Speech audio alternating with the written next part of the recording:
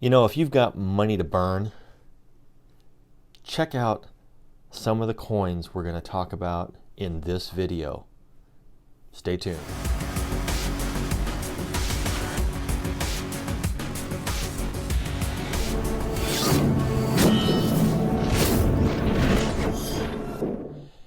YouTube, a vertical stacker here, and if you've got a bunch of money to burn, there are definite ways out there that you can burn through some serious cash on gold coins.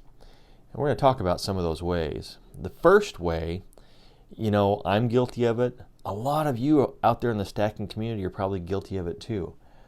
And that's buying fractional gold. This isn't the first and it won't be the last video on fractional gold. But one of the things that really bothers me personally, because I just don't do it, is when we buy fractional gold a gram at a time. These 1/10 ounce, you know, it's basically, 3 grams of gold. That's about as low as I go. I just can't bring myself to buy a gram at a time. If you extrapolate out that price, the premiums you pay for these grams at $70, $80 per gram, sometimes higher. I've seen them in the last, several months sell as high as $100 a gram.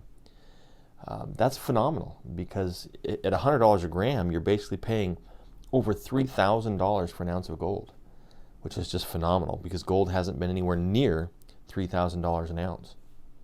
So, it's a tough way to go. It's a tough way to buy gold.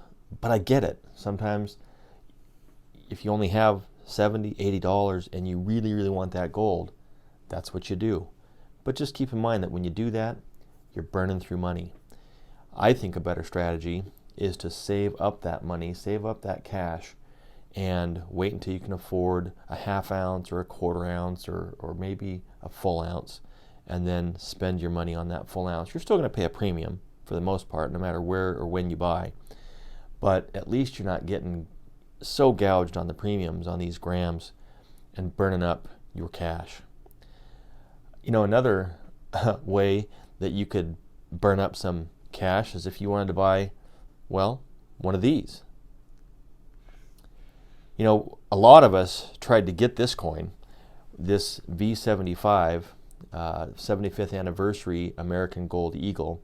There were only 1,945 of these produced. And if you look at some of the sold auctions from eBay, some of these things were going for $9, $10, $11, $12, $13, even $15,000 on a $2,600 investment. So I guess my thoughts are, if you've got money to burn, buy one of these, 75th anniversary 2020 American Gold Eagle with the 75 privy on it. That's burning through some serious cash if you're spending $10,000 or more on that gold coin. And if that wasn't enough, check out this one from Canada.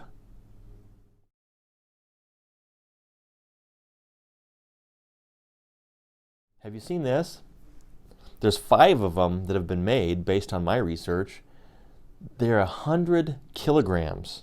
100 kilograms with a denomination of $1 million. That's phenomenal. If you've got some cash, buy that coin. What's interesting about this is, again, in my research, one of these was actually stolen. How do you steal a 100 kilogram coin? Probably an inside job. Probably someone with some connections to the museum where it was stolen from. I think it was in Germany. And again, based on what I've been able to find out there, they haven't recovered it yet. 100 kilograms of gold. Poof! Gone. Probably cut up and melted down. So it makes you wonder, is any of the gold that we have, probably not these that are coming from the Canadian Mint, probably not these pre-33 things, but if you ever get any generic bars of gold or bars of gold from just some website or some stacker out there, and it looks like it's been hand poured, it's got to make you wonder, is that black market gold? I don't know. Makes you really think about where some of that stuff may have gone. Maybe it's sitting in some house in Somalia or Iraq. It's fascinating to think about where gold can get smuggled to. But enough of that. If you want to burn up some money, man, buy one of those 100 kilogram gold coins from the Canadian Mint. A couple other ways that you could burn through some serious cash is buying high-end numismatic gold coins. Check out this one. This is a 1920s Indian $10 gold eagle. This sold at auction in 2007 for $1.75 million. That, my friends, is burning through some cash. A coin that basically is about this size for $1.75 million. That's nuts! But I guess if you got it, you got it. What made this particular coin so amazing and valuable is it was a mint state 67, which was the highest quality, the highest state coin of its kind. There were quite a few of them produced, but none that survived the wear and the tear and so forth as this one did. I think it was about 125, 126,000 that were actually minted in 1920. So this particular coin is just the best example. It's just a solid coin. All right. As if 1.75 million for one piece of gold wasn't enough, well, you could always look at something like this. This is an 1880 proof $4 Stella coiled hair gold piece. This is a proof 66 cameo edition, sold in September of 2013. Selling price $2.57 million. Well, most of us have never even seen this gold coin, let alone thought about spending that kind of cash. Talk about burning on this type of a coin. I mean, if I had it, I still wouldn't. Not on one coin. I don't know. I just think the risk is too big. Things go bad, the market crashes or whatever, and there's not a lot of people that want to drop 2.5 on a piece of gold. I don't care how rare it is. Whew.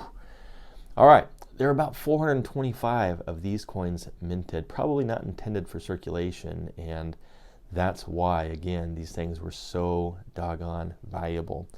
Well, what ways do you folks know of burning through some serious cash to buy gold?